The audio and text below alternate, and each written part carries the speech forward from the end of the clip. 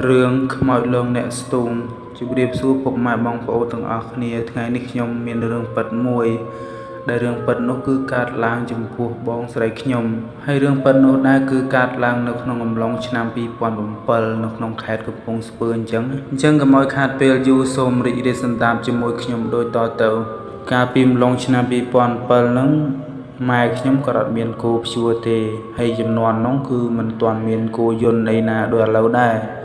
គឺព្យួរគោដល់ពេលអញ្ចឹងគឺគាត់ថ្ងៃហ្នឹងគាត់បានជួលពូខ្ញុំទៅព្យួរហើយពូខ្ញុំគាត់ងើបទៅមុនតាំងម៉ោង3ហើយបងស្រីខ្ញុំគាត់ងើបដាំបាយដាំអីហើយ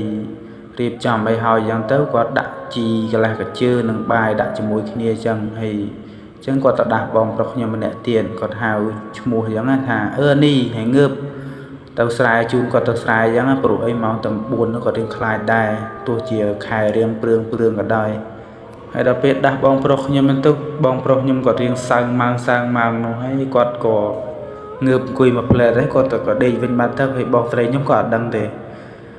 គាត់ក៏បានទូលជីទូលបាយដើរទៅមុនទៅដល់ពេលដើរទៅបាត់ហើយស្រាប់តែ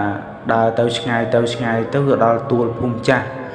ដល់ពេលដល់ទួលភូមិចាស់ហ្នឹងគាត់រៀងព្រឺសវល់ខ្លះដែរគាត់ដូចថាស្ងាត់ដូចដើរម្នាក់ឯងអញ្ចឹងគាត់ក៏ងាកក្រោយមើលឃើញបងប្រុសខ្ញុំគាត់ដើរតាមពីក្រោយអត់ទេ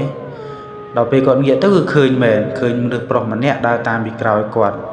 តែការពិតទៅមិនមែនបងប្រុសខ្ញុំទេបងប្រុសខ្ញុំគឺគាត់ដេកវិញបាត់ហើយក្រោយពីការគាត់ងាកទៅឃើញមនុស្សប្រុសដើរពីក្រោយហ្នឹងគាត់ស្មានតែបងប្រុសខ្ញុំហ្នឹងគឺគាត់លែងភ័យលែងសូវខ្លាចអញ្ចឹងគាត់ក៏ដើរទៅរហូតដល់ពេលដើររហូតដល់ស្រែអញ្ចឹងទៅគាត់ក៏ដាក់បាយដាក់ជីពីក្បាលអញ្ចឹងទៅហើយបន្ទាប់មកទៀតហ្នឹងពូខ្ញុំគាត់ថាអើយឲ្យក្រមុំអញព្យួរហើយឡើងមកកណោហើយមកតែម្នាក់ឯងទេអញ្ចឹងបងស្រីខ្ញុំថាអានេះមកដែរតើអានេះដើរតាមពីក្រោយខ្ញុំមិញអញ្ចឹងថាពូខ្ញុំថាមានអានេះមកពីណាអញឃើញឲ្យដើរម្នាក់ឯងហ្នឹងនោះវាដើរក្រោយខ្ញុំស្រាប់តែបងស្រីខ្ញុំច្អល់ទៅឃើញមនុស្សប្រុសម្នាក់ទៀតហ្នឹងឈរនៅខាងជ្រុងស្រែមកខាងទៀតដល់ពេលពូខ្ញុំគាត់ឃើញអញ្ចឹងទៅគាត់ថាអញអានេះណាមៀតធំម្លេះអញ្ចឹងគាត់ថាអានេះមែនតើអានេះដើរតាមពីក្រោយខ្ញុំតាំងពីផ្ទះមកអញ្ចឹងពូខ្ញុំគាត់អត់ចិត្តទេគាត់ថាប្រហែលជាមានអត់ស្រួលហើយបងស្រីខ្ញុំគាត់អត់ដឹងទេដល់ពេលបន្តមកទៀតហ្នឹងគ្រាន់តែពូខ្ញុំគាត់ឃើញអត់ស្រួលអញ្ចឹងគឺគាត់យកអាតពុកដែលគាត់ជួស្រែស្រាប់តែគាត់ដើរទៅចិត្តស្រាប់មនុស្សប្រុសម្នាក់ហ្នឹងអាសាទៅឆ្ងាយតិចកាន់តែដើរកាន់តែឆ្ងាយឃើញមនុស្សប្រុសម្នាក់ហ្នឹងគឺអត់មានកាយវិការអីទេប៉ុន្តែគ្រាន់តែឃើញគាត់ឆ្ងាយទៅដល់ពេលពូខ្ញុំគាត់ថាហើយជាខ្មោចគាត់ដេញវាយមកដល់ពេលដេញទៅពូខ្ញុំដេញបែកទឹកសពងអាខែហ្នឹងខែភ្លៀងបែកទឹកសពងមនុស្សប្រុសម្នាក់ហ្នឹងរត់កាត់ស្រែដូចគ្នាដែរតែគ្រាន់តែមនុស្សប្រុសម្នាក់ហ្នឹងអត់មានបែកទឹកទេមកបែកទឹកតែពូខ្ញុំរត់ដេញវាយម្នាក់ឯងហើយដល់ពេលអញ្ចឹងគាត់មកសតុះក្រោយមកបងខ្ញុំដើរទៅពីក្រោយទៅបងប្រុសខ្ញុំហ្នឹងគាត់ដើរទៅគាត់ថាអានេះឲ្យទៅមកហើយបាទពូខ្ញុំទៅមកតាបងស្រីឯងខ្មោចលងដើរតាំងពីទួលភូមិចាស់មកដើរតាមរហូតដល់ពេលដល់ស្រែហើយគឺអត់ចូលស្រែទេនៅឈរជ្រុងស្រែមកខាងទៀត